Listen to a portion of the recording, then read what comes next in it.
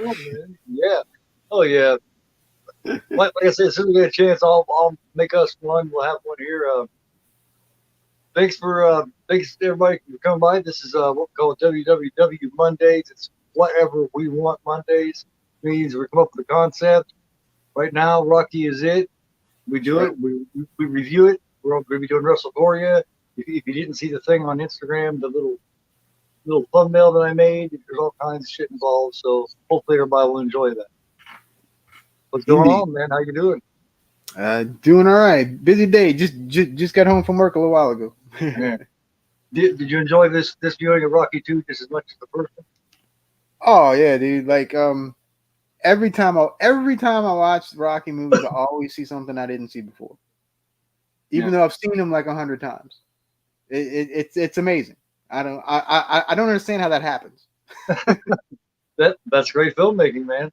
And to me, the second one is just as good as the first. And it's one I hadn't seen in a while. I watched it today, like 1.5 times, like I said, and I really have come to definitely say that it is my favorite of the two. As much as I love the first one, I love that second one, man.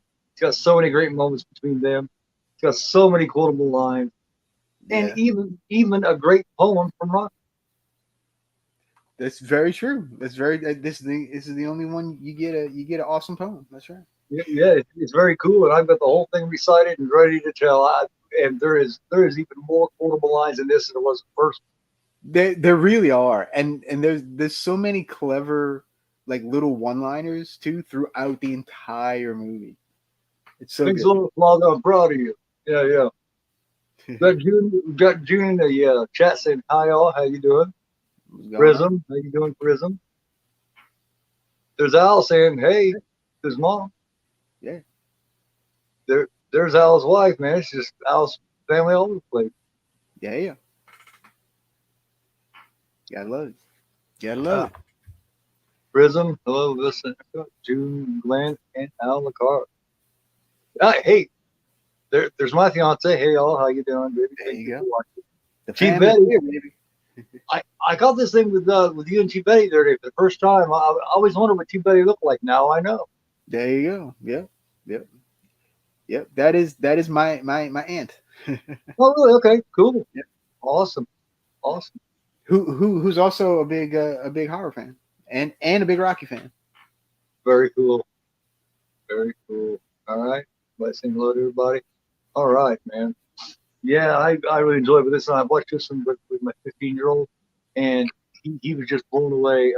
He watched the first one with me also. He's a huge Rocky fan. So, he was born 2007. You know what I mean? And he's already a big Rocky fan. So I'm breeding out the Rocky fans, man. I'm keeping us Good proud. job. Good job, man. Um, Good job. Yeah. Great Keep it kids too. alive. I haven't seen him in a while. Like I said, he's recently fallen in love. When that happens, you first fall in love. Nobody hears from you. You know Oh, what I mean? So it may be years before we hear from Drake again. yeah. But, you know, Eventually. yeah. Um, did I mention we're gonna do some WrestleGoria? We're not sure if we're gonna do all the way up to 4 or all the way up to 5, but we're at least doing one of them. We're gonna do them every week because these are fun as fuck. Have a really great time. Oh, I got another family member here, man. There you go. There's Valerie. That's my niece. With mom. Hello, Yeah. hey Gloria, which is my sister. Valerie and Robert. Okay, Valerie, Robert, and Gloria. Basically my sister. So man, we got my sister, we got my nephew, we got my niece, we got my son, my 15-year-old, but he never says nothing. And then we got my fiance. So we got a battle of the families going on, man. The fam's We're all here, families. We baby. haven't had nobody here except Prism, man. Yeah. Hey, Pr- Prism has good taste. Oh, Prism's a little old dude, man. Very cool, very cool. By the way, Prism, I was looking for you. So it's Dark Prism 96 because I finally figured out how to make moderators on here. And yeah, as you can see, none of them are here, but maybe they'll pop in and out.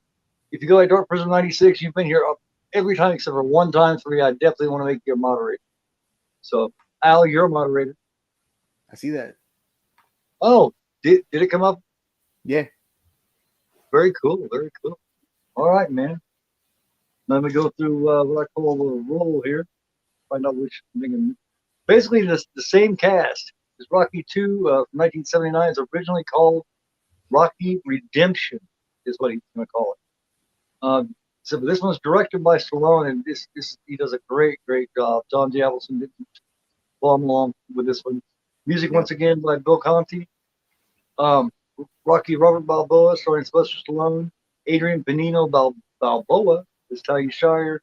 Paulie Panino for Young. Mickey Goldmill, Burgess Meredith, Paula Creed, Carl Weathers. Tony/Duke is Tony Burton. Gaza, of course, is Joe Maniac Spinell. Butkus Balboa makes a return here. Same dog. He does. Played by Butkus Stallone. And Rocky's oldest son, his first ever showing here as Rocky Jr., Surgeon Stallone. Yep. Oh, before I do this, I have to show a book I've had since almost the beginning of time. It's my Rocky 2 novel I read as a kid. You don't see the 2 there, but I take it back together. There's the 2 there. Oh, wait, is that the one written by Sly? Yep, written by Nice. Sylvester Stallone. Nice. It's over in the hills, man. Also, I mentioned it, but I don't know if I talked about it. I got this a few months back. This is my genuine theatrical one sheet of Rocky 2. Oh wow. Here, let me bring it down here. This I should have actually pulled out hung in my the theater record. Dang it. in 1979. This actually hung in the theater show. Nice. All right, now that I'm done flexing, I actually have the original record as well very cool. in my other room, but I totally forgot about it. I'm like, oh yeah, I got the record. I should have brought it. Very cool. Speaking of the record, this is one of my This is my favorite Rocky soundtrack. Yes, this is the first one I do believe that actually has what they call Adrian's theme. Yeah. Which the first time you hear it is on their honeymoon when they go back to Rocky's apartment, and they have that really nice talk. But we'll get into that. Yeah. But to me, Bill Conti is and his score is like another character in this movie, like in all the Rocky movies, really. Oh, yes. Yeah. So good, so good. Being sandwiched by family, yes, you are, prison. Being sandwiched, yes. Val Robert, okay. Well, my niece and my nephew become the same person, Val Robert. They just met. Well, I guess that's what happens when you get married, kind of, right? Yeah, that is exactly what happened. Yeah. Spooky Kiss Spooky, what's going on? Is here. Thank you for joining up. She's been threatening me for a long time that she's going to join. Should have won Best Acting Oscar. Now I didn't. Yes, it should have. I didn't get into a lot. I got into a little bit of trivia. We can tell the trivia first, or we can do it after. Like I said, I already told a little bit with Rocky Redemption. I usually leave it to you to do some of the trivia. I told you about the Leroy Neiman artist that it was behind Apollo during the training montage, during his jump in the rope. You told me that. You didn't tell them that. Well, Leroy Neiman uncredited cameo, and he's the artist that's drawing. If you've seen Rocky 2 lately, he's the one behind Apollo, and he's drawing Apollo. He also did the art that Al just told me. He also does the art for the end of Rocky 3 with the frozen punch part and the big painting of Apollo and Rocky. Yeah, when it goes back to the paint, that painting is his painting. Yep. Absolutely. Yes. So that's a really cool little cameo, I think. Buckus is a bull mastiff. Is that what he is? He's Yes. cute, whatever he is. This the budget was $7 million. It pulled in a box office of $200 million, which was the third highest in 1970. Nice. Something this movie does that is really cool. Is what I love to see sequels do is start at the end of the last one, and the Rockies were so fantastic at doing that. As far as horror movies go, you don't see them do that very much. The Halloween 2 does that. Yeah. And yeah, so that's really cool. And this one does that. we started in what, like the 14th round here. Yeah, the very end of the 14th round. Yep. Yeah, and we told everybody what happened last time with that. At the end of the round, Rocky's nailing Apollo. They come out for the last one. They kind of circle each other. Rocky nails him a few times, and it's like the quickest 15th round I think ever in history.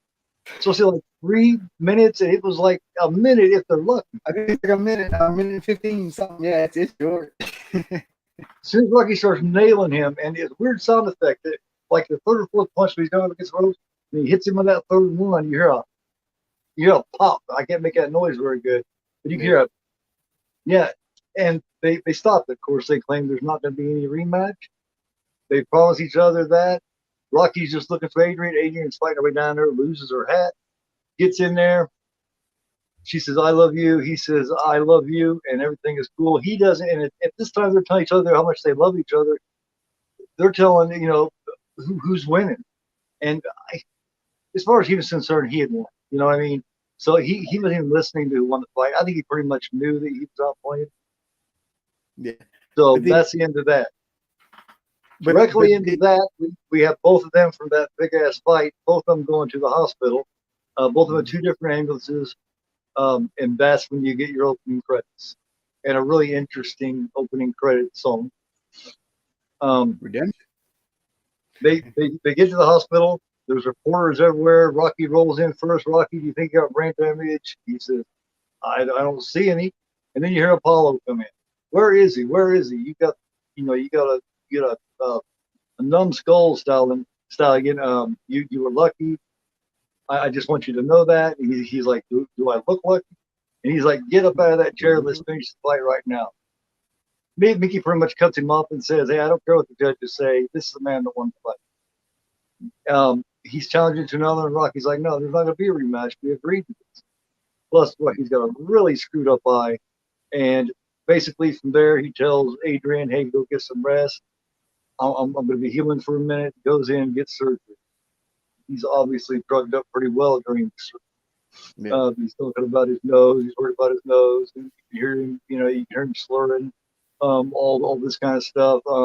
And the doctor tells him that he's worried about the eye. He says they're going to fix it.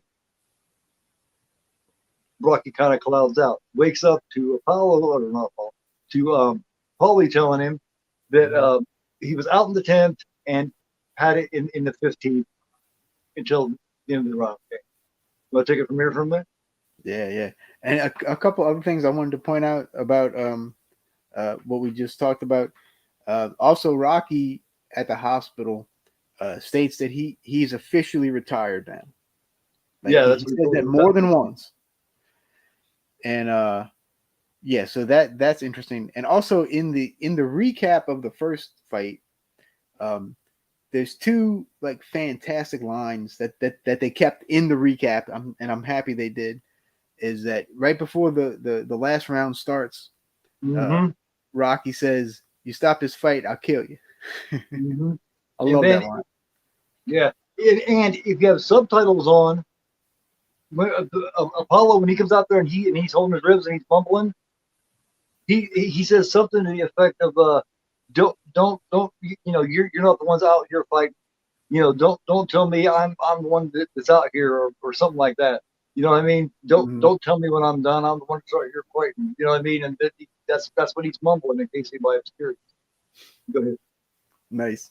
And then the other line I love too is is Jurgens, the promoter.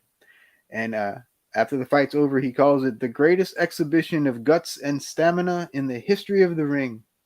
I don't know. I love the way he delivers it too. It's perfect. Yeah. Really cool. Absolutely.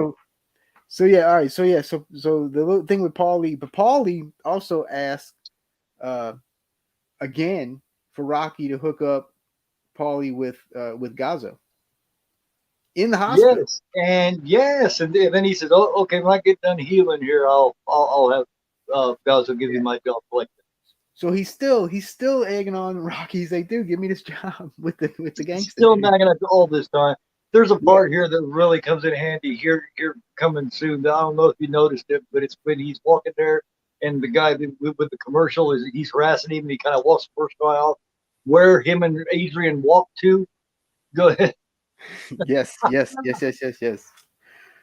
Um, so while he's while Rocky's in the hospital, the nurse asks for an autograph for her son, and so Yeah, yeah. he signs it for him, and then afterwards he's sitting there thinking, and she asked him to sign it to my good friend Charlie Flynn, and so he goes to my good friend Charlie Flynn, who I don't even know. What? Don't even know. Yeah. I love that line too. There's Yeah. so many freaking great lines in this movie. Jeez.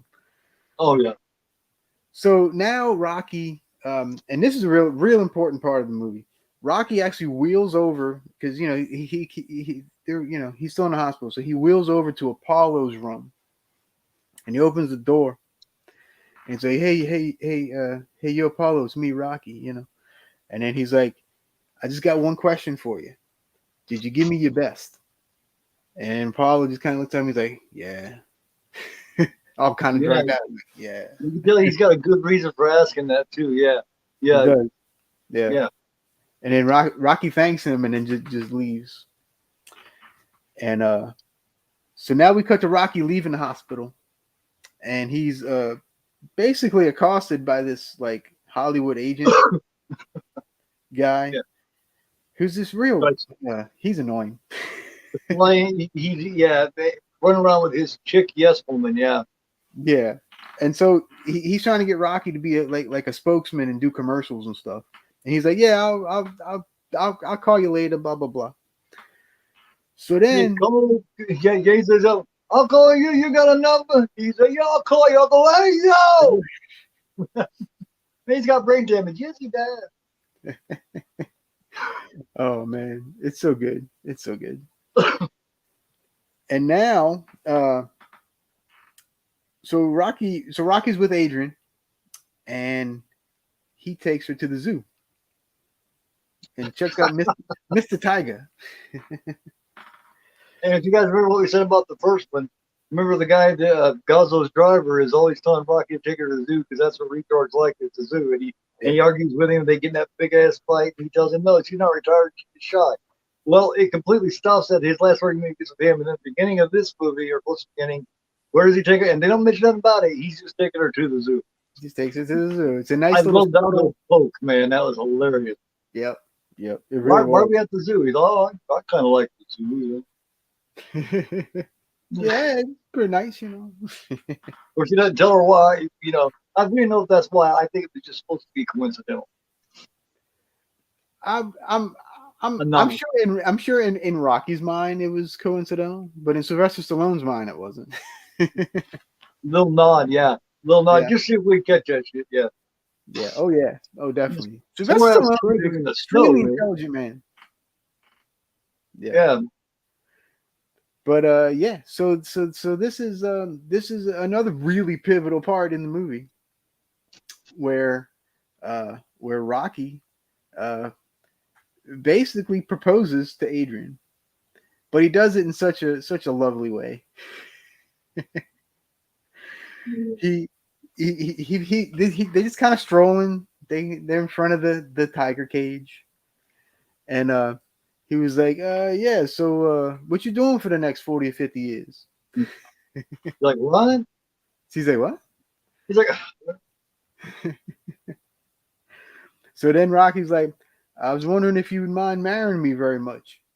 yeah, I was hoping you wouldn't mind marrying me too much. Yeah. And that is the romantic Rocky proposing to Adrian. And of course she says yes. Yeah, yeah. She said yes, and he's surprised, you know what I mean? He's completely shocked. He's like, yeah, He was like, yeah. all right. So then, yeah. Yep. Yep. Yep. So then we immediately cut to them getting married by the awesome Father Carmine.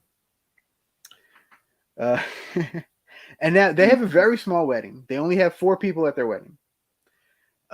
Gazzo, Paulie, Mickey, and Gloria. Gloria is the pet shop lady. The lady that owns the pet shop. Yeah. And then Gazzo, after they get married, Gazzo takes Rocky aside for a second and asks him how much did he actually get from the fight, like, after taxes, all that crap. And he says 37 grand. Supposedly he was supposed to get what, like 100 grand or something. 100 and something. Somehow taxes Yeah. took $70,000 or $80,000 from him. Yeah, like I was guys like, no taxes kill you. It's like, damn. Yeah. I don't want to live in that state. And then there's and then Gazzo recommends investing. And this is another one of my favorite lines. Gazzo says, "How about investing in condominiums? It's safe." And then Rocky thinks about it for a second. He kind of looks at him, and he goes, "I never use them."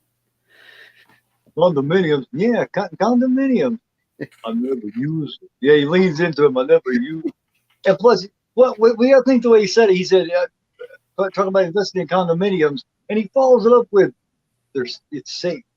So he's like, Rocky don't know what a condominium is. He's like, "Oh, well, you go. I don't know." Yeah, it's beautiful. Yeah. Yeah. There's so many lines in this movie. God Almighty. So you wanna take it from the honeymoon? Yeah. I definitely want to kick back to the zoo though. When he's sitting there, he gets all excited. He's like, "Hey," he says, "Hey, Mr. Tiger, we're getting married here. Do you want to come? I'll send you an invitation, Mr. Tiger." And then on his way out, he tells Rocky he'll make a good husband, and he won't leave any hair in the sink or anything like that. And then he does his best fucking Tarzan on his mouth.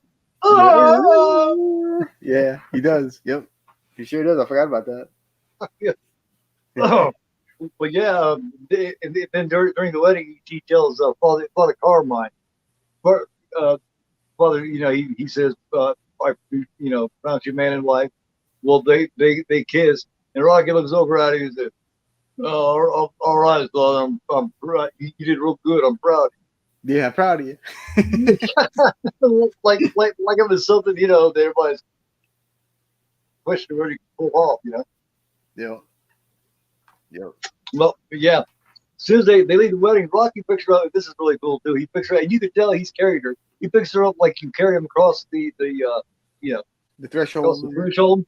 Mm-hmm. And you could tell, and he's walking all the way through the neighborhood carrying her like that. Yeah, he's just like, yeah, he's all the way there. She's like, aren't you getting tired? He said, "No, this could be on." It's good for the arm. You never told me you were so light. Yeah. He said, "This is good. I think it is." Well, they go by those same familiar guys, the ones that stand around by the barrel trash cans, that you see in all the cities, that people staying warm or whatever. And the singing neighbors, which one of those was Frank Stallone, wasn't it? Yeah, it sure was. Yeah, and he was the one lead singing, I do believe. And this is when we get a new song. He goes every day, "What are you doing?" I said, "I just got a little married here," and he's like, "Oh, how about a song for them?" And that's when we get a new song called "Two Kinds of Love." Is there two kinds of love that you ought to know? Saying two kinds of love. Yeah, all the way singing. Well, I'm not gonna bust out, you know what I mean. This ain't for some Frank Sinatra hour, so I'm not gonna do all that. But everybody gets the idea. So he finishes carrying her all the rest of the way home. He insists on carrying her from the church. God knows how far that was, all the way home, just to carry her across the threshold. Yep.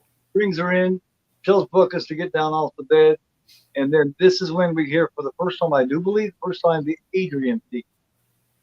And it intensifies as things are going on here. It's just a really, really sweet moment. It's a really cool moment.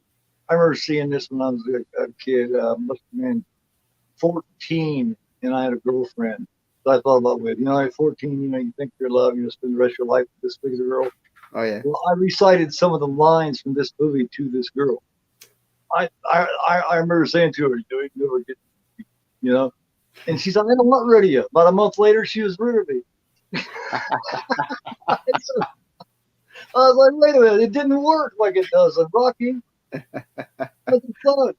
But Rocky's rude, man. but anyway, she's like, I hope you never get tired of me. He's like, no, and I don't want to change nothing. Definitely don't want to change nothing about you. Yeah, And you then ain't that's never when getting he rid of me. says, you ain't never getting rid of me. And then the music intensifies, the Adrian theme. It intensifies, they kiss, and it's just really sweet stuff. If you're into that, you will really dig it. It's I a have to go with it. really nice little intimate moment that you don't Very see a lot cool. in these Yeah. movies. Yeah. Yes. Absolutely. Uh, I had to fill in all the. Okay. Now, next, this 37 grand that he had cleared, they're out shopping for him. It's some of my favorite, funniest parts of the movie is when the first show him shopping for a car. And this whole time, she must ask him 8 times, "Do you know how to drive? Yeah, of course not. Do you know how to drive? Do I know how to drive? Do you I'm a know how to pro. drive? Yeah, I drive airplanes, bulldozers. I drive you crazy. Give me a chance. Okay, now the they gonna get watches. She questions him whether they need them. Do you like to have a good time? You gotta have a good watch. And then here he is driving. This is how good of a car driver he is. You could tell that he doesn't know how to drive. This may be his first time ever behind the wheel, as a matter of fact, because he does that thing, and anybody that's learned how to drive knows it's that thing when you first start driving. It's the all the way up there. All he swings over.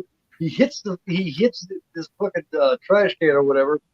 No, the first time he puts it up on the thing here and says, they got these coats for someone else buys them. Like I said, they did the watches, and then when they're going to check on the house, they take this poor real estate guy. He's in the back seat with Butkus, whips up there, smashes into the trash can, and goes, "You okay, Butkus?" And and the first time you ever see it, you don't realize he's in the back seat with him. But then you see this poor guy getting out of the back seat. Yeah. And did you see that little thing on the way up to the door? Which you walking out the door, when Rocky goes up, he's, "Oh, these look nice bricks." Did you hear Adrian bullshit lie and say, "My husband's an expert on bricks"? Yeah. I sure did. Yep. My husband's an expert on bricks. And then he goes up there and he walks over and he goes, "Oh, good numbers, nice numbers. They almost add up to 90. That's a good omen." They go there and they show it. He just wants to buy it because he's probably never even seen a place as nice as what it was with a solid or solid. Yeah. So he just wants to buy it, and she's like, "Well, Yeah. she's talking the percentage it's going to cost him per year to mortgage it, all this." And you haven't even seen upstairs, and he's, "It's just detailed. I'm sure it's nice." The upstairs is detailed. Yeah, These details. they're like, "All right, we'll take the house. It better not leak or else." He goes over there and stands. He's wanting to work out the deal. And Rocky's like, "Hey, could you go stand over there? I want to talk to my wife." So the guy goes and stands over there.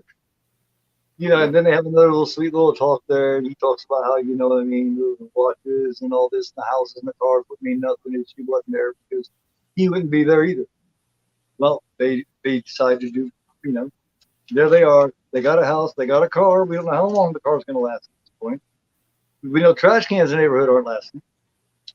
So Definitely. there you go from there if you want. Yep. Oh, and by the way, the address is 2313. Yeah, so it's definitely doesn't add up to 90. So it almost adds up to 9. almost. Yeah, love it, man. Love it. Yeah. Yeah. Exactly. So now we cut to Apollo. Mm-hmm. And Apollo's reading a bunch of hate mail. And I mean, it's all kind of stuff. He's like, "Why'd you carry this bum? Blah blah blah. It was fixed." Yeah. How much did you get to carry that bum for 15 rounds? You're a disgrace to your people. Like they're going hardcore to Apollo. Yeah, the one from England's really a bit. Yeah, I mean, shit, dude. These people are savage. Right. And so Apollo's just getting pissed. So he throws it everywhere. His wife's trying to calm him down. The whole deal. And it's yeah. So this is the first time we really see we see Apollo after the fight not all banged up Right, yeah. And you can tell And he's just been walking around this house just stewing, man. You yeah, can tell it's just eating him up. Apollo, like we talked about before, he never been past the ninth round, let alone taking the distance and have to be taken and put in the hospital afterwards by an unknown dude, some yeah, ham and egg that no one ever even heard of. So his pride is killing him. He's willing to stand up and broken ribs and fight him right out of the damn wheelchair. So yeah. and now he refuses to rematch. Yeah, Rocky's done. Rocky's not. Yeah, but wait, but I do have a fun fact here. Carl Weathers never smiles in this movie at all, not once. Interesting. Compare that to the first one, where he's grinning from ear to ear almost Uh-huh. every scene. Yeah. So Yeah. he's a completely different Apollo in this movie. Like completely, like he's Yeah, laser laser. he's Italian. So you know what that means? No, what does that mean? That means can't fight. I bet he can cook. Yeah. Yep. Yeah. So we get serious Apollo in this movie, like straight up, no BS, no pomp and circumstance, just badass Apollo. That's what we get in this one. So then we cut to a little scene of Rocky playing street ball with the neighborhood kids, and Yeah. this is the first scene. When not the first scene, but this is another instance where his eyesight's not real good, and he keeps Yeah. missing the ball. He keeps missing it. So like yeah, his eyes messed up. Like He's there's right no on. Yeah, it kind of stays that way for the rest of his career. Basically, he just learns to get yeah around. yeah like his peripheral vision in that right eye is just completely gone. Man, we'll definitely find out how much here in a little bit. Yeah. Yeah yeah. So now Rocky goes with Adrian to the doctor, and we find out that Adrian is pregnant.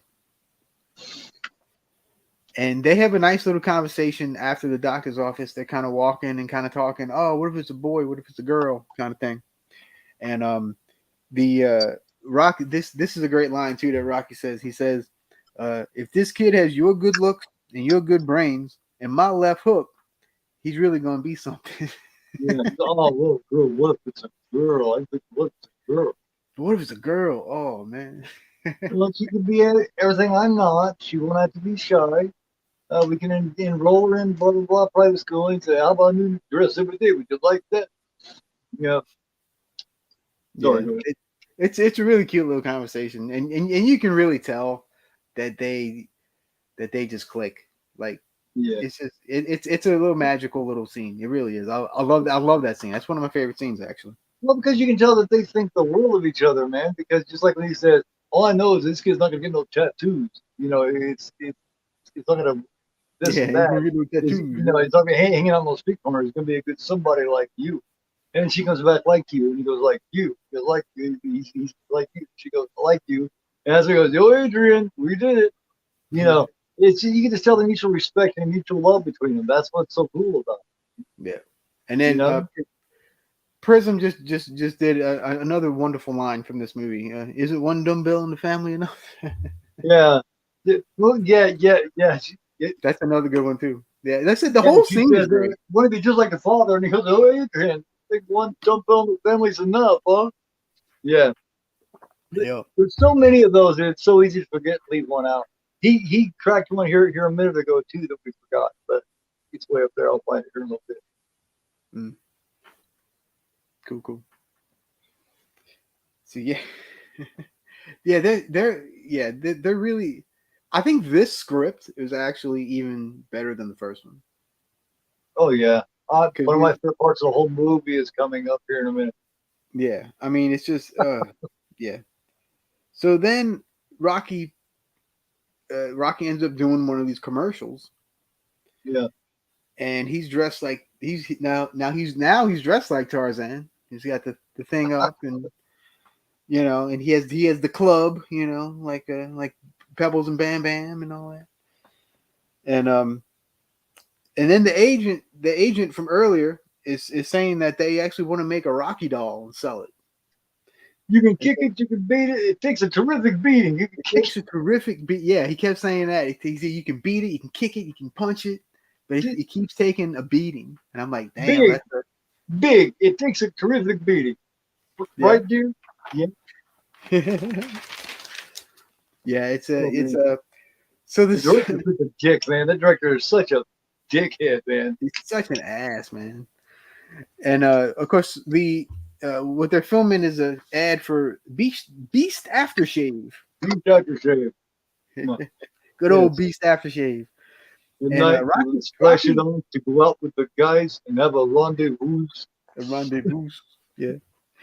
Yeah, so Rocky's reading off of these cue cards, and he keeps messing up all these words, and he keeps messing up all the lines. So again, he's not seeing properly. Number one, and then Right. two, Rocky's not the most educated fella. He's got So what, fifth or sixth grade education or something like that? Seventh, so maybe, tops. He doesn't yeah, read great. We'll put it that way. yeah, he's not a good reader to begin with, and now he has an eye problem, so it makes it even worse. I splash it on and it makes me smeal mainly. Made me smeal mainly, yeah, made me smeal mainly. So they end up switching from the Tarzan thing to a boxing ring type of thing. They call it the Contender set, which is funny because he ended up doing a show called The Contender. Another Yes, fun yes, fact. he did. Yeah. I Yeah. forgot about that show. I actually liked that show. That was a cool show. I never actually seen. I may have seen one episode. Yeah, I used to watch. That's one of the few reality shows I watched. Um, but anyway, so the director keeps being an ass.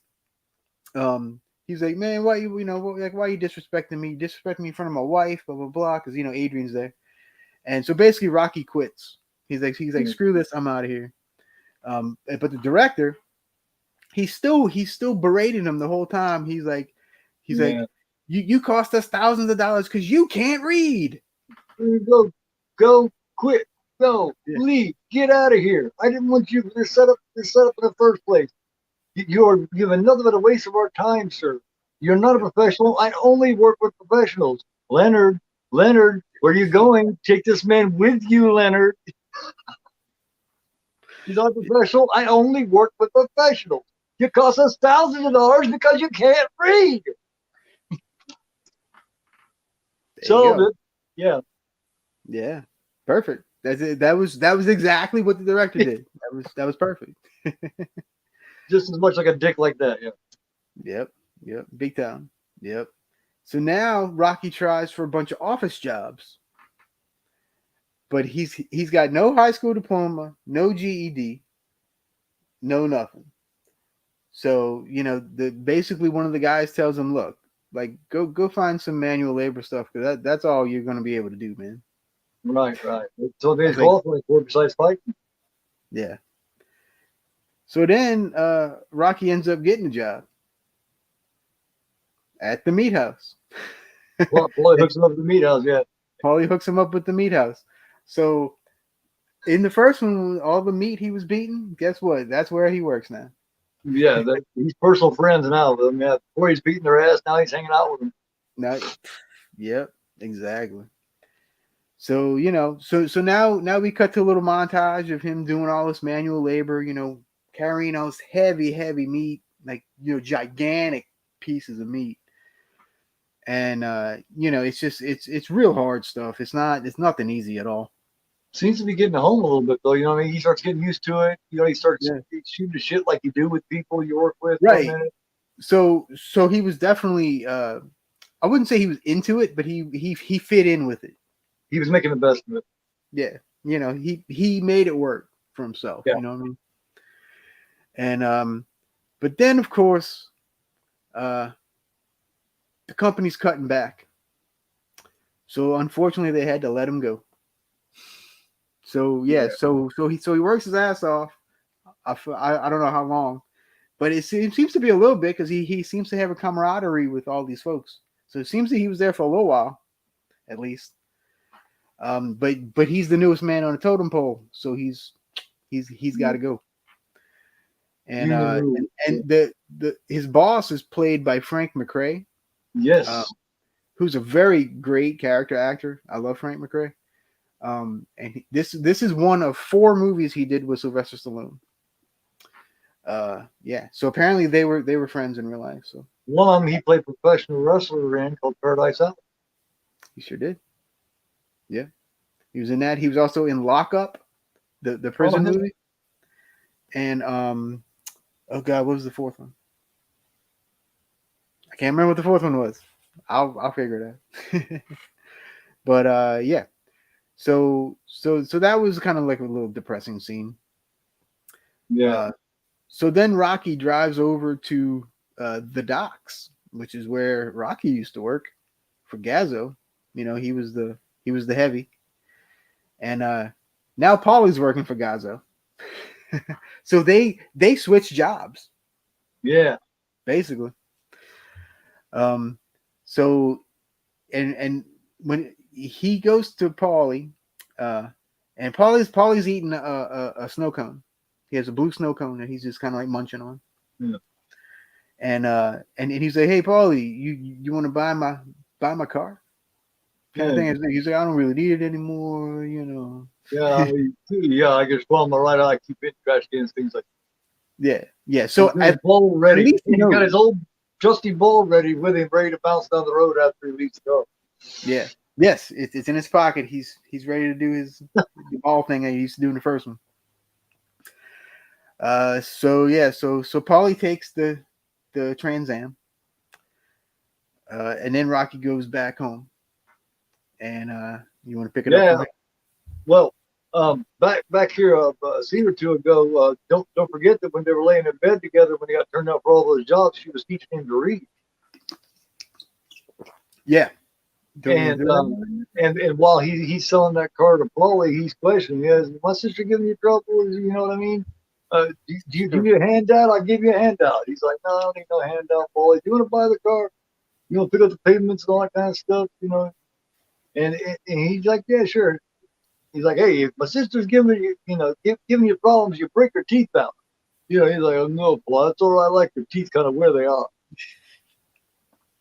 Yep. Yep. So, Yeah. That was a good one. um, so obviously he needs money because he's finally somewhat driving it right and all that. So obviously he's needing money. He just lost his job. They obviously with all that crap, the Rolexes and everything, they blew through that money pretty quick. He knows they can't keep up on things unless they do have money. So he's starting to think about he's starting to think about fighting. So he goes back. He's punching the bag. Um, when she shows up back home shopping or whatever she may be doing, comes down there, and she questions him. He says, "No, I got canned today." And she's like, "What happened?" He's like, "Oh, it wasn't my fault or nothing. Just cutting back. It was economic," which was his exact words. And she's like, "So what are you gonna do?" And he's like, "Well, thinking about fighting." And she's like, "Well, the doctor says that you can't do that anymore. You go blind." He's like, "Hey, nobody's going blind. Let's see like a beagle." And Yeah. he's like, "Well, yeah, but I am a fighter. I'm not too good, but it's what I do." And and that's when she starts going, "Well, you gave me your word. You weren't going to do it." And she's like, if we need money, I can work part time back, work for Gore at the pet shop. Mm-hmm. Um, of course, that's he definitely argued, but he definitely doesn't agree with that. He said, what did you catch some kind of a pet shop disease?" And she's like, "There's no pet shop diseases, really." And I think one of the funniest, if there's a bad line in the whole thing, it's this.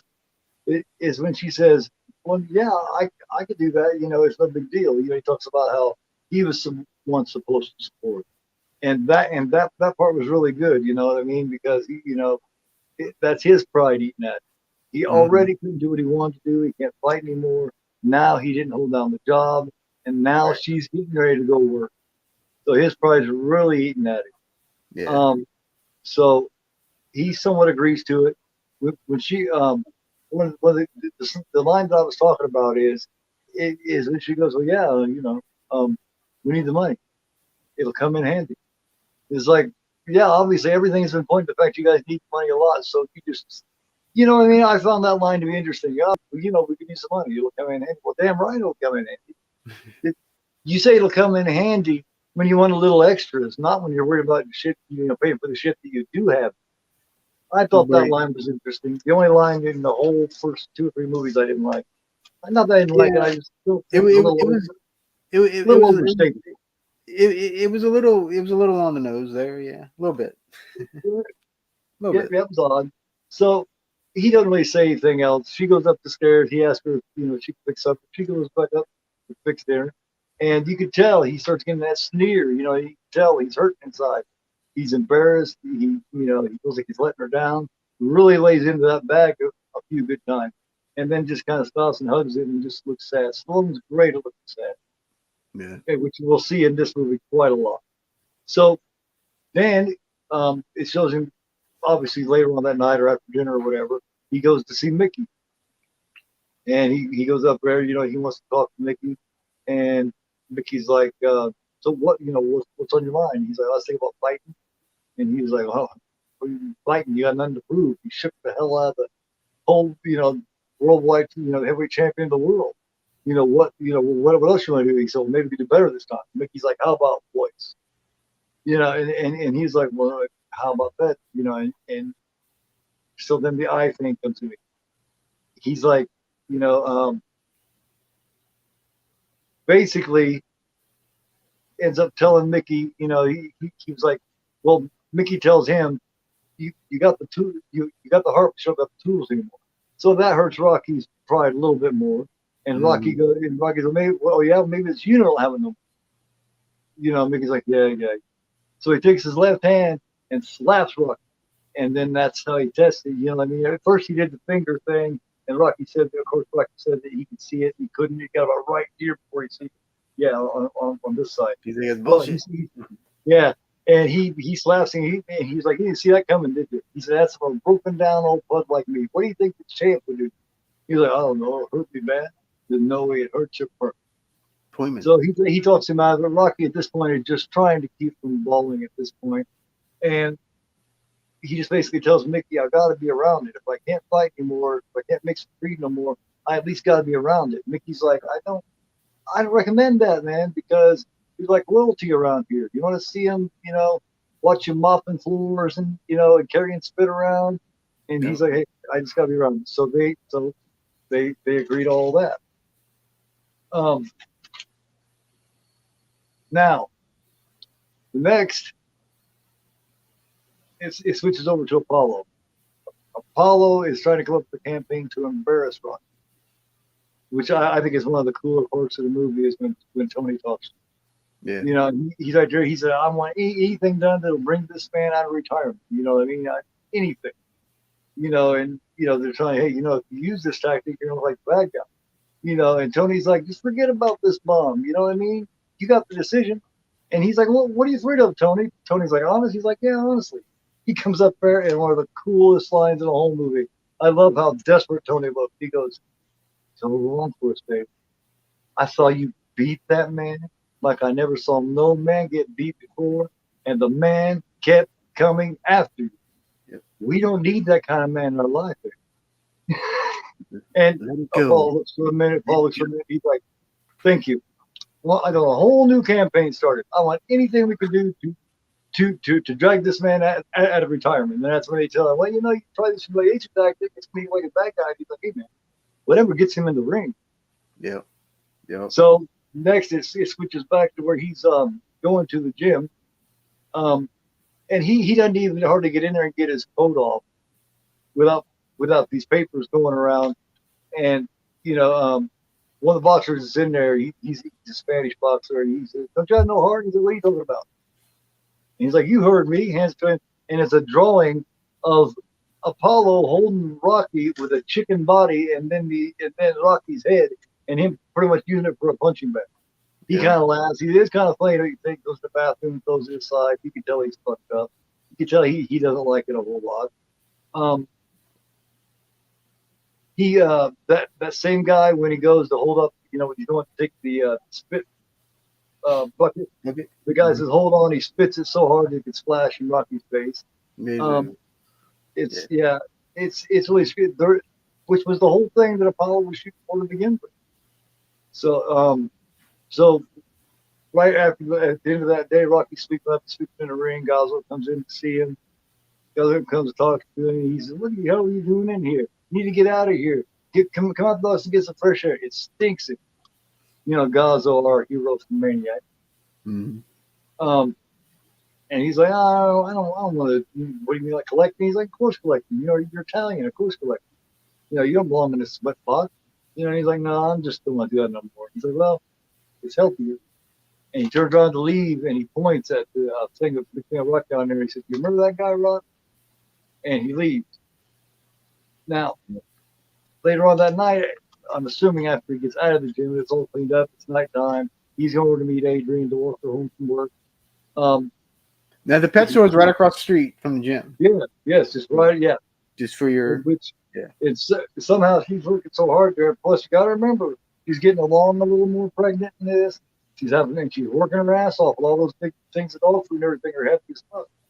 So she's not noticing that he's just right across the street.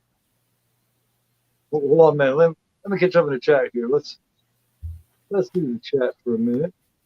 Hello, right back here. Catch up. There's Spooky. Right. While you catch up, I'll be right back. All righty, guys. Let me read here. Scene that made Mickey a good character was a scene in the chapel.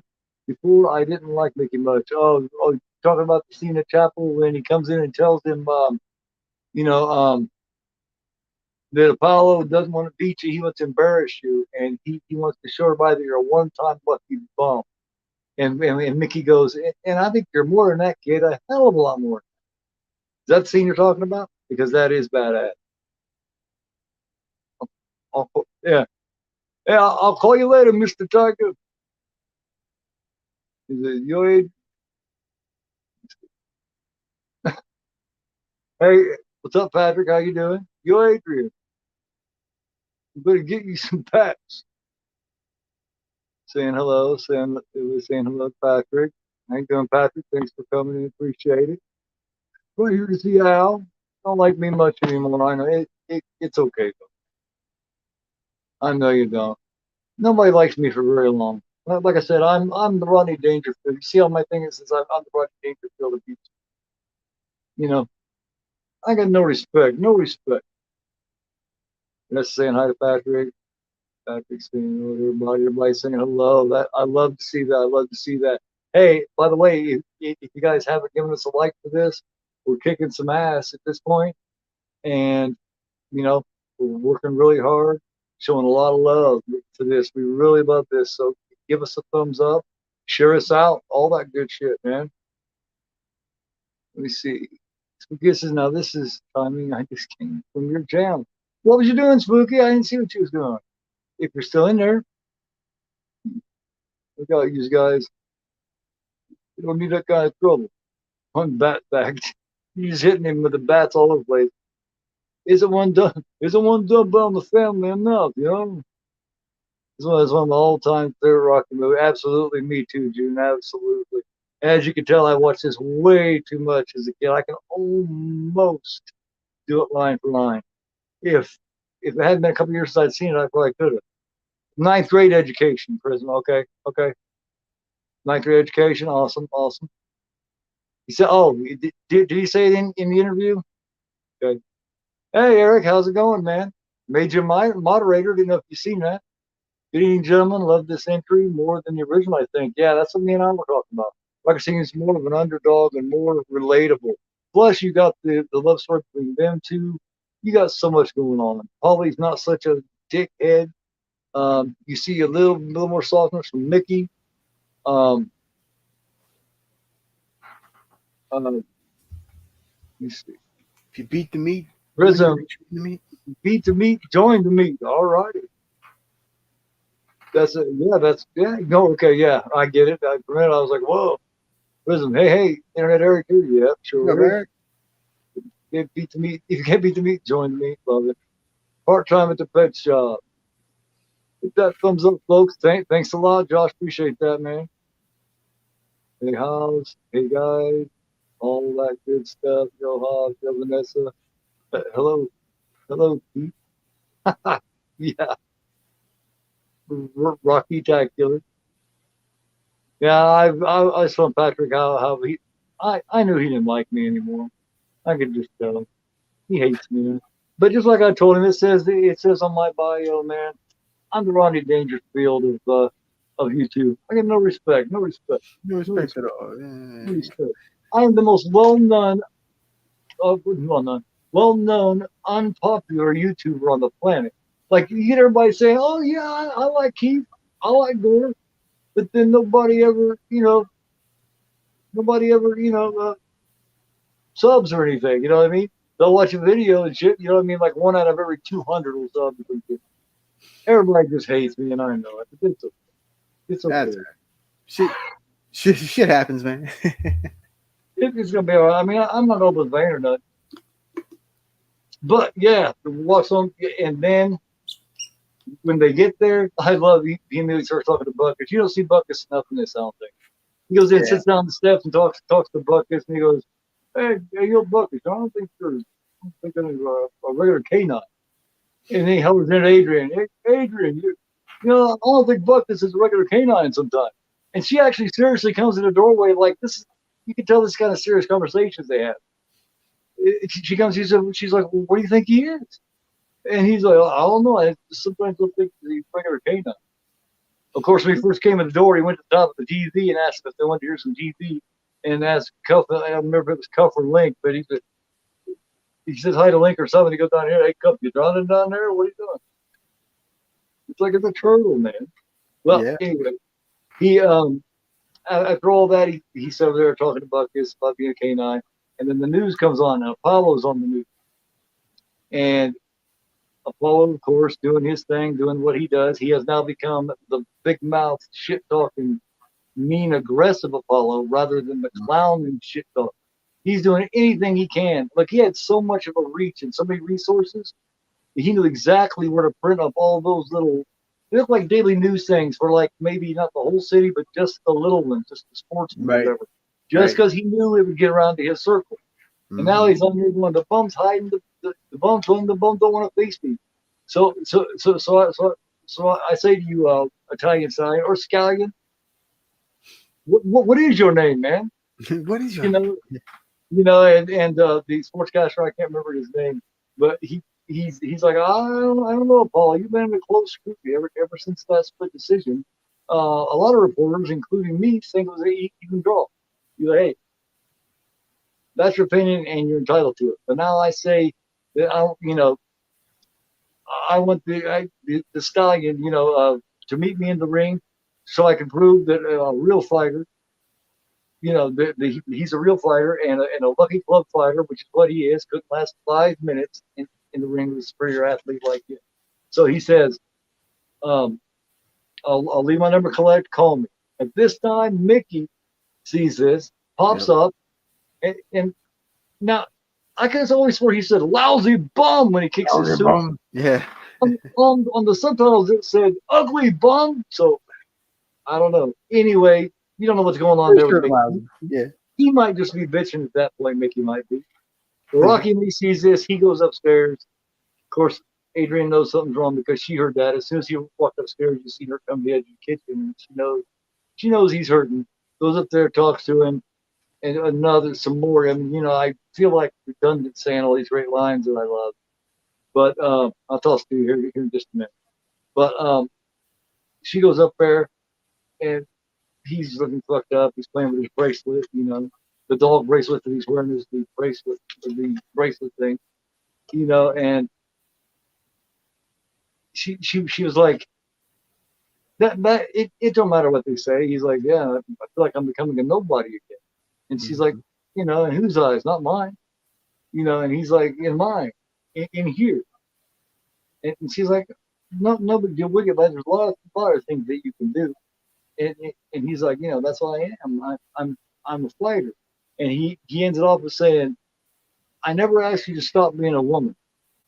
So please, don't ask me to stop being a man. Yep. Yep. So then there's a big knock at the door. Right, take a minute, man. And of course, it is Mickey. And Mickey shows up and he kind of busts in and he's like, I think we ought to knock his block off. Absolutely. Rocky's absolutely. And then of course Adrian sees this on the stairwell. She's looking at it, and then Rocky just kind of turns back, and he's like, yeah. He's like, oh shit. Right. Yeah, he's like, I'm sorry, I got to do it, kind of thing. So then we cut to the press conference. So now the rematch is on, baby. Yeah. And yes, Stu Nahan, Stu Nahan. He called the matches, I think, in the first. Stu Nahan called the matches, but that reporter that was interviewing Apollo for that interview wasn't somebody else. That was a younger guy. That was somebody else. Brent Musburger. It was Brent Musburger, I think, man. It might have been. I don't remember. Anyway, let's see. It was a sports reporter. Oh yeah, press conference. So at the press conference, we find out that the fight will be taking place at the Philadelphia Spectrum, which is right down the street from Rocky's house. And it's going to be on Thanksgiving. So it's almost a year. It's 10 months later from the previous encounter? In front of this man's home crowd. In front of this man's home crowd. We're jumping like a bat. And Apollo says, he has a good line here. He said, he says when he is in Rocky, he's going to have to donate his body to science after I'm done with him. Yeah. I always like that one too. And he's like, last time I took the fight too lightly and this man was just plain lucky. Yeah. I'm going to drop him like a bad habit. This time you'll see the real Apollo Creed. Yep. No shucking, no jiving, just business. And then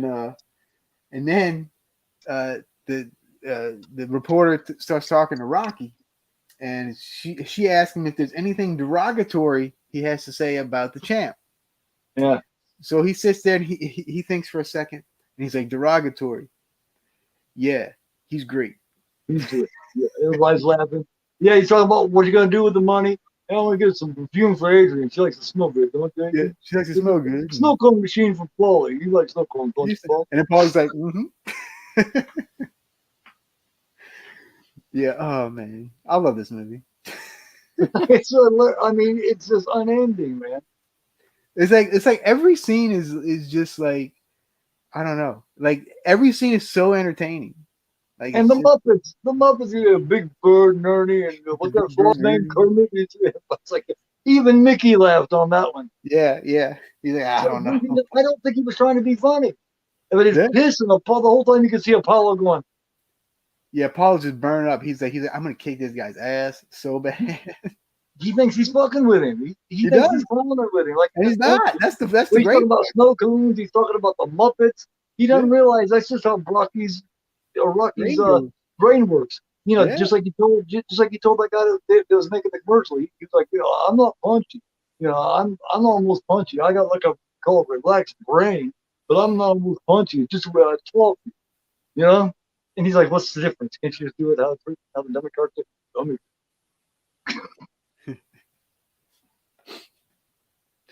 Yes, indeed.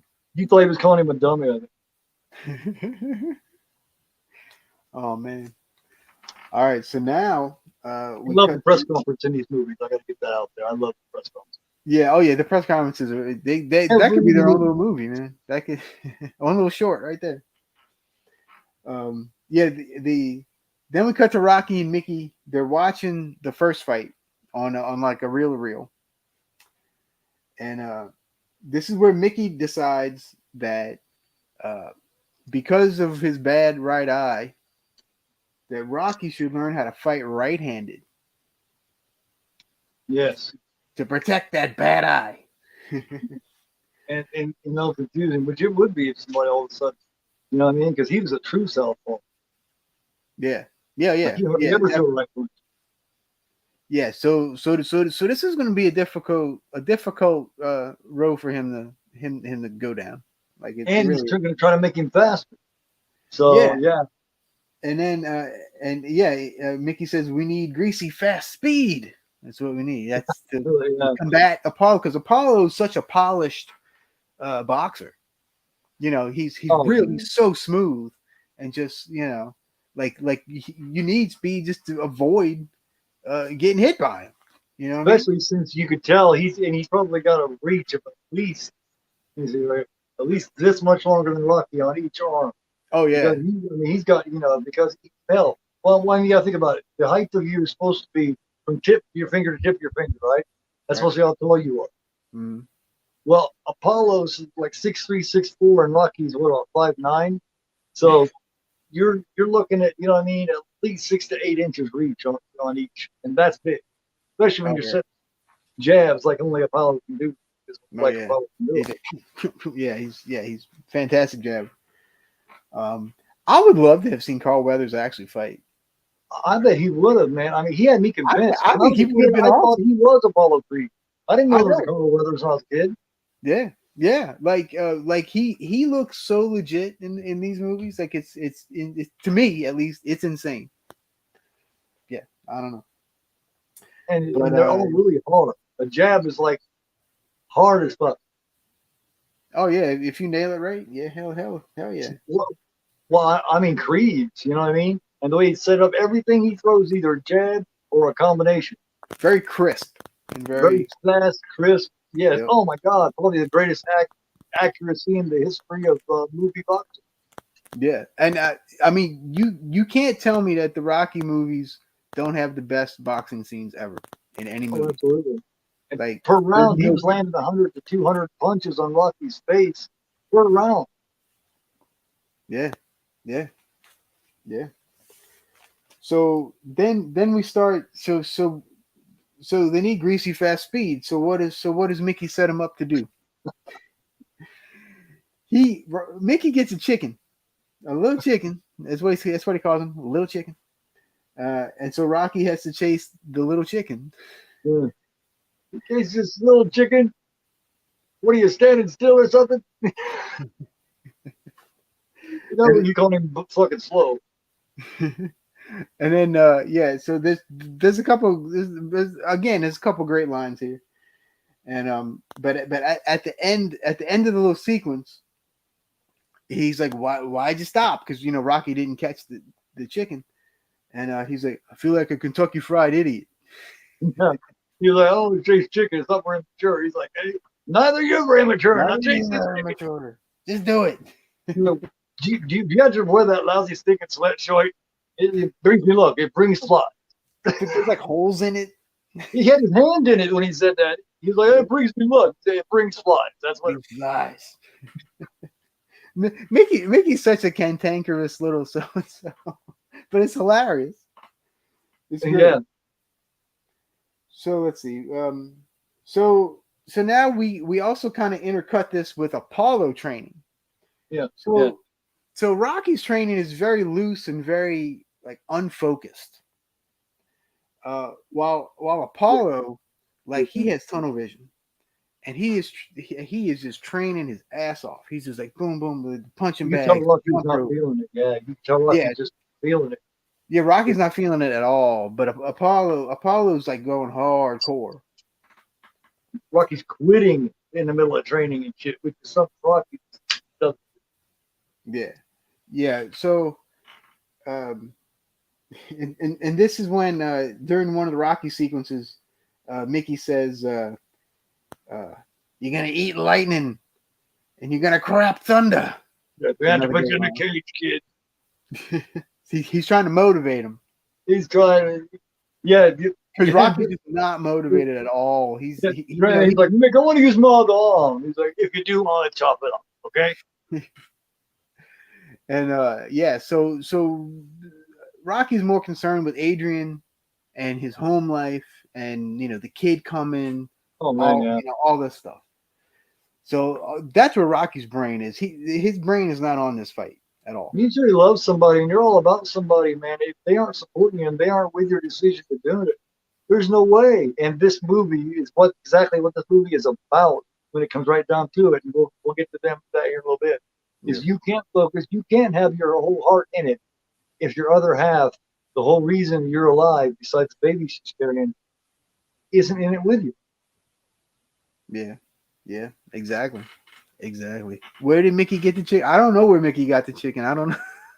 Yeah, Mickey and Gary video was, move your tail, move your tail. Oh, can't you catch that chicken? What are you standing still or something? Pick him up, put him down, pick him up, put him down.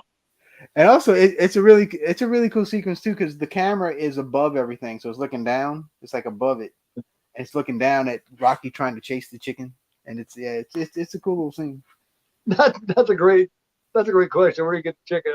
That is a good question. That what talking about the chicken reminds me of is the chicken scene in the Devil's Reject. Yeah, yeah, kinda, sort of. Like, what Stu on Channel 7 in Los Angeles. Oh, you used to live in L.A., Patrick? Yeah, you did. You used to be like a talent scout or something, didn't you? Yeah, you guys should do a 2-man reenactment of the Rocky series. Voice it all. Hey, yo, maybe we can do it, Al. Hey, yo, how you doing? I'm gonna go, hey, yo. Tiny little lady reporter. She's later John She married John Schneider? Okay. Really? Look at the big brain on Patrick and his Hollywood knowledge. This is not your show, Patrick. Fuck off.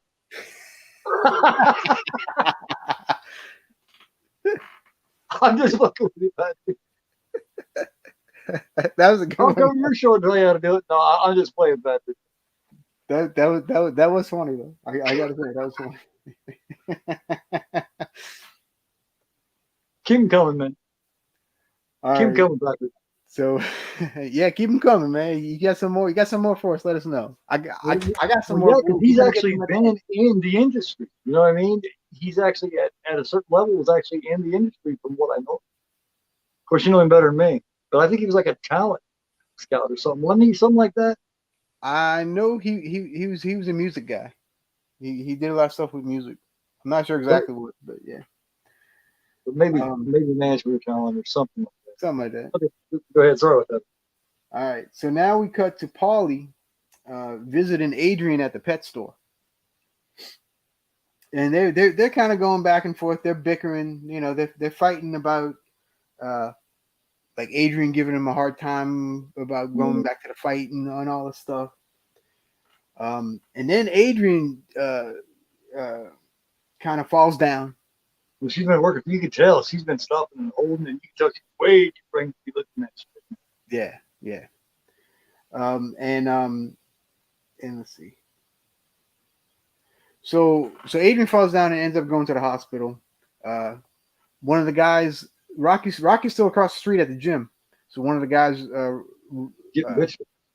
kind of runs in and tells him, "Hey, you something's wrong with your wife. Your wife's sick." So yeah, right over there. Mickey ripping it for him. Yeah. Oh yeah. Yeah, that's true. And so now we cut to the hospital. Oh. And the basically she has the baby a month early. And because of all the complications and everything, Adrian has actually slipped into a coma. Yes. And so baby's okay, but he won't see the baby without her. So it's like, yeah, there's you find out later he actually doesn't even want to see the baby without Adrian. Yeah. So so Rocky's there the whole time. Rocky does not leave her side. He's reading to her. He's doing all this stuff. And then he goes. Is the poem here or after she wakes up? I don't remember. This is way later. I got the whole thing written down here, man. Yeah, go for it. You can write the poem for her. Yeah. But look at this question Dark Prism asked. What do you think the chicken was thinking while Rocky was chasing it? I don't think chickens think much because remember they're the only animal in the world that you got to make sure that don't do this while it's breathing, so they don't drown themselves. But if it was thinking, holy fucking shit, Rocky chasing. You got, what is this crumb bum doing chasing me? See, because it's a chicken, so it's stupid, right? So it didn't recognize him as Sylvester Stallone. It was running for its life because it thought Rocky Balboa, someone almost as dumb as him, was chasing him and was going to eat his ass. I guess. I don't know. I love that question, though. Thanks, Prism. That was fucking beautiful. That is a good one. That's a good one. It's a thinker, too. I would love to know what it was thinking. Because it was running Remember, like a freaking, like it had its remember, ass on fire. remember, be a thinker, not a stinker. Yeah, yeah, yeah. It's supposed to make you grunt and smell. So Rocky's reading to her, and he's trying to, she's in a coma. She's just kind of laying there. And then he even writes a lovely poem for Adrian that Gore has written down. Yeah, yeah. First of all, remember when he first goes to chapel, Mickey comes in and talks to him, and that's when he tells him Yeah, I couldn't remember whether Chapel was first or not. I couldn't remember. that's where the part that Prism was talking about the good part from Mickey. He comes in there and he lets him know, you know what I mean. I'm sorry about your girl Adrian. Basically, what he was saying was, I'm sorry for treating you like that, because we were right in the middle of him calling him a bum and a worthless bum. I waste my time on a no good bum like you bum. Is when they came and told him that Adrian had been taken to the hospital. Right. So Mickey's sorry, and Mickey's like, hey, look, you're getting your second chance at the biggest title in the whole world. I mean, in case your mind ain't working right, this is happening pretty soon. So, you know what I mean? Basically, don't waste your opportunity, because what Apollo wants to prove is you're a one-time lucky bum. And Mickey's like, I think you're a hell of a lot more than that, kid. A hell of a lot more. He's basically telling him he thinks that he can do it. He says, but hey, if you want to blow this thing, I'm gonna stay here and I'm gonna blow it with you. I'm gonna pray and I'm gonna blow it with you. He said, I'll stand by you as you do it. And Mickey, I do believe he's wearing the same clothes. I think he stays with him. I don't know how many days go by, but he stays with him in this. He does. He does. So Mickey really cares for Rocky. He really, Way first more time than you we. really see this soft side there. Yeah. Um, Yeah. so It's a really nice little scene with him and Mickey in the chapel. It's a really he good reads scene. to her for days and days and days. I don't think Rocky leaves this hospital. He won't leave. He's there day in and day out. So much that I remember during one scene, Apollo was walking down the hallway, getting ready to go in the room with some flowers, and he pops in here, looks, and decides, I'm not even going to go interrupt it, and drops the flowers right there and leaves. Well, finally, Rocky writes a little poem, and here's how it goes. Remember when we was on ice skates, and I thought you was supposed to be great, so I kept giving you lip, and you kept trying to slip, so I could catch you. That was our first date. After that, every day was great. So now will you know that wherever you go, Atlantic City or in the snow, don't worry about a thing. Because as long as I got this ring, I'll always be there to catch.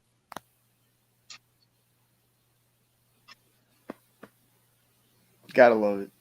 Gotta love it. Yeah, absolutely beautiful.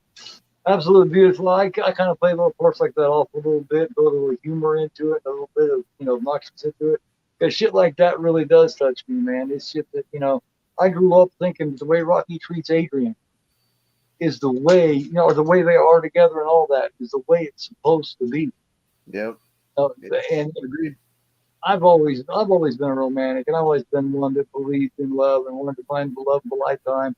My ultimate dream, and not to cut out into a different movie, my ultimate dream is to grow old with somebody and have. I don't know how many people have seen On Golden Pond, but it's one of my favorite movies on this planet. The way they are at the end, the way they plan on growing old and dying together. To me, that's what it's all about. Otherwise, what's the point?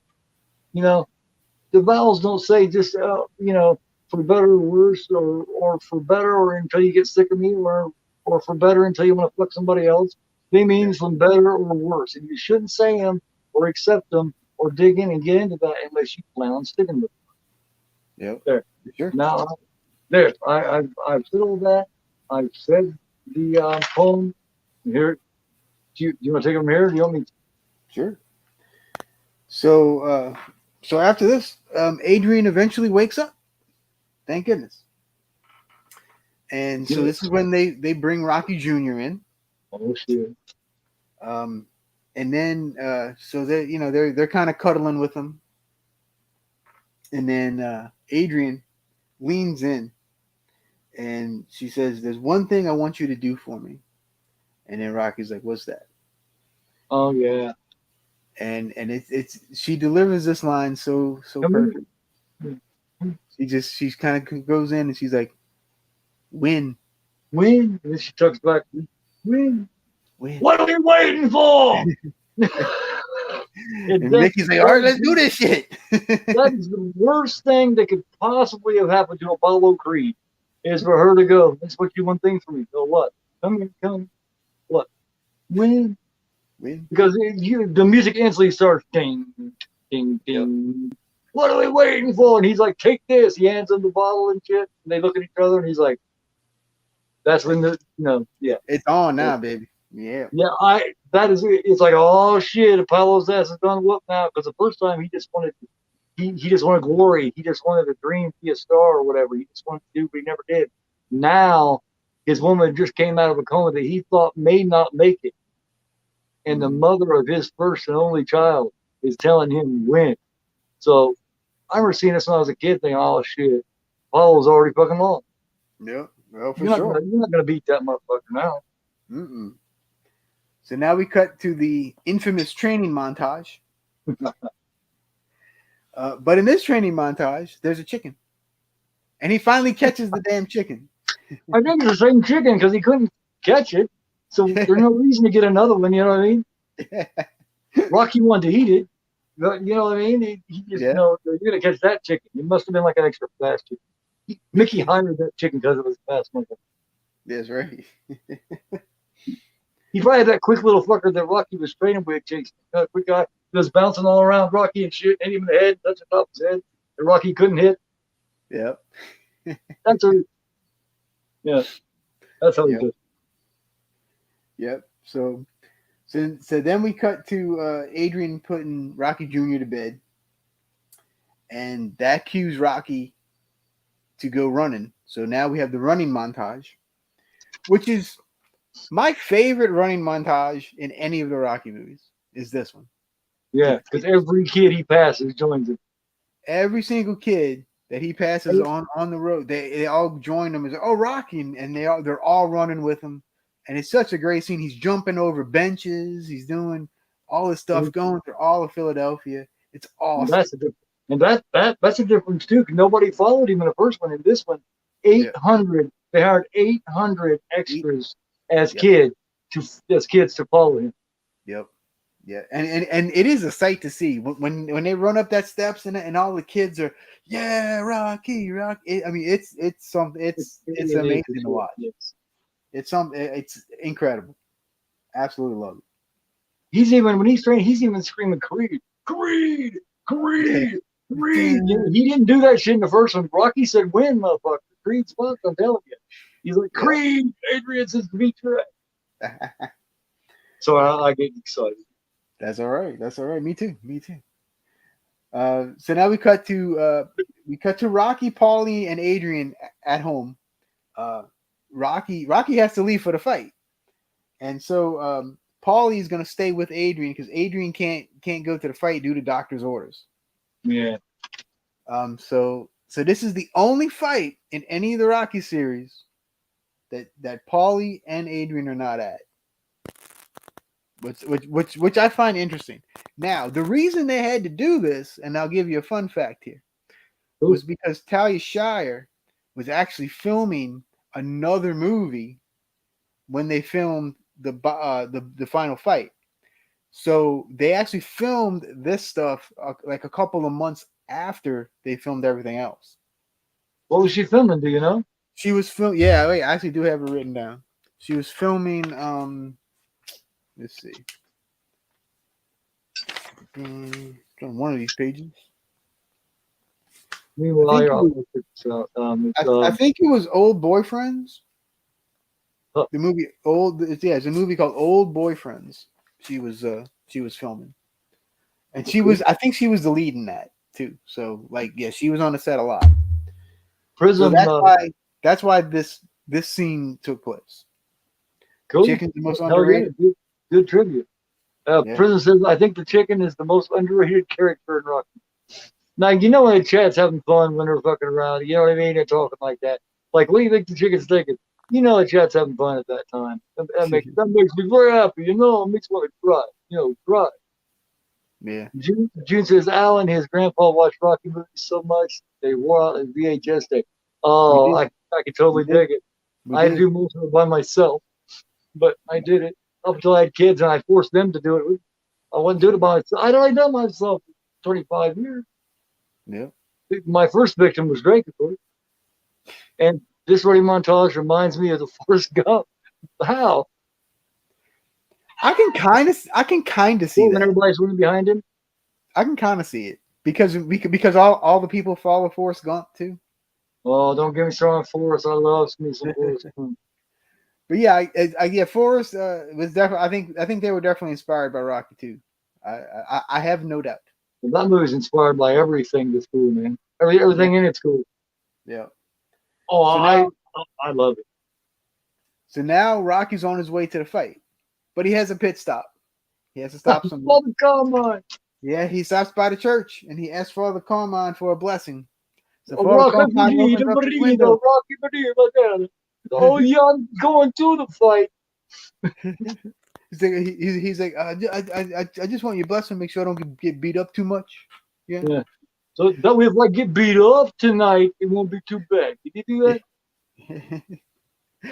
So he does the blessing.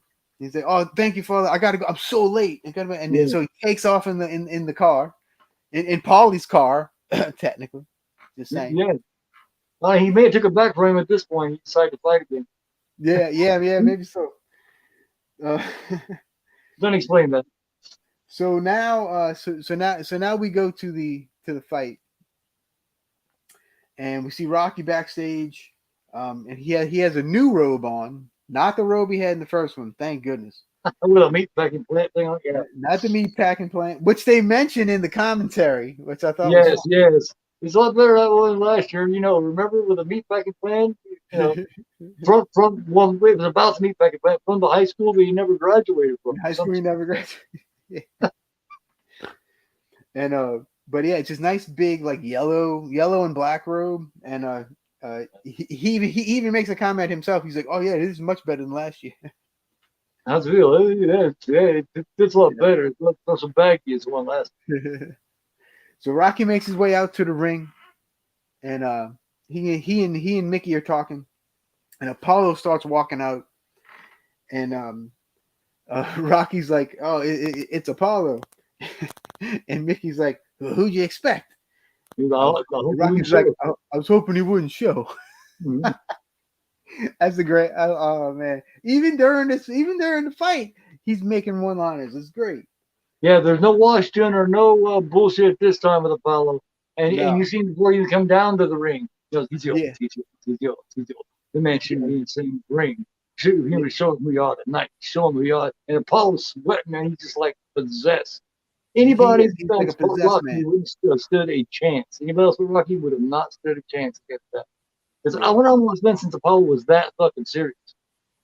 Probably a He long time. embarrassed Apollo. And you don't do that to Apollo unless you plan on killing him too. Yeah, pretty much, man. And then we also see Gazzo in the audience. Yes. They make sure to show Gazzo in the audience. Yeah, in both first two movies, him and whatever chicks he's up there with, whatever chicks these are with him, or are screaming, both of them.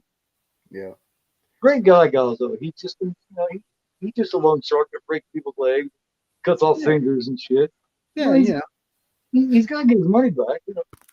Played by a maniac, but whatever. Well, he's fantastic. It's all right.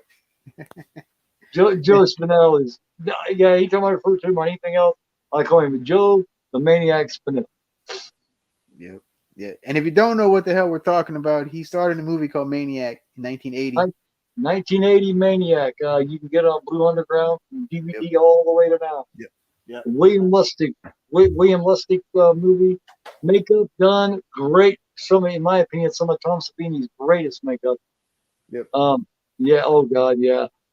But it is if you like if you like A-list horror or you like horror, you know what I mean, horror that's in and that kind of stuff. You don't like the dirtier feel.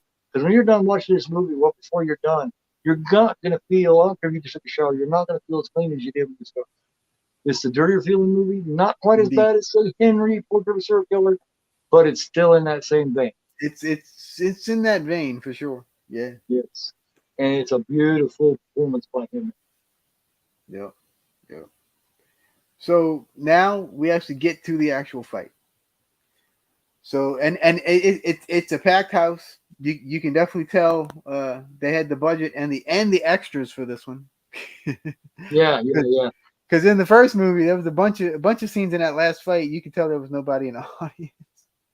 During not the slow motion scenes, but the scenes where you know what I mean, where it's kind of it's not slow motion, it's something different. All you do is look over their shoulder in the back, and you can see a bunch of empty seats. Yeah. Yet, and a little bit creepy on that one. The when they show the camera pan from far away on the first Rocky, a lot of those were actual fight footage of the camera. Yeah. You know, before they got in the ring, that was actual fan coverage from an actual fight from the spectator. Gotcha. That makes sense. Yeah, that makes sense. So Much higher so blood. so Rocky starts fighting right-handed. And of course the commentators call us out right away. They're like, he really is fighting right-handed. And, so really Apollo is really kind of wiping the floor with Rocky. You know, he's so smooth and so I mean he's boom boom boom, just punch after punch after punch. Now Rocky does get a couple little flurries here and there. He's embarrassing. It's not completely one-sided, but I mean it mostly is. Apollo got something to prove. You know, nobody came in and embarrassed the shit out of him. So he wants to prove. Remember, in that 5 minutes, which is about a round and a half. Yeah. So yeah, so I mean Apollo's like he's just going at it, boom boom boom boom boom. And after the first round, Rocky goes back to his corner. He sits on his little bench, and Rocky's like, I can't believe it. And he's like, what? He broke my nose again. Can't believe it. He broke my nose again. And like, oh, that's an improvement. So Apollo's broken Rocky's nose twice now. Yeah, he's dropping him so much that Rocky, that one time he actually gets up and goes, like he's frustrated that Apollo keeps dropping his ass. Yeah. It's actually kind of an amazing response to all of it, because you know Rocky's basically a punching bag in this movie. Yeah, but there's a cool scene too in the corner with Mickey, and he kind of starts giving Rocky a little pep talk, and he calls him you're a greasy fast 200-pound Italian tank. yes. I was like, there you go. He's like, Apollo's a man, you're a tank. You can take this guy down, kind of thing. Yeah.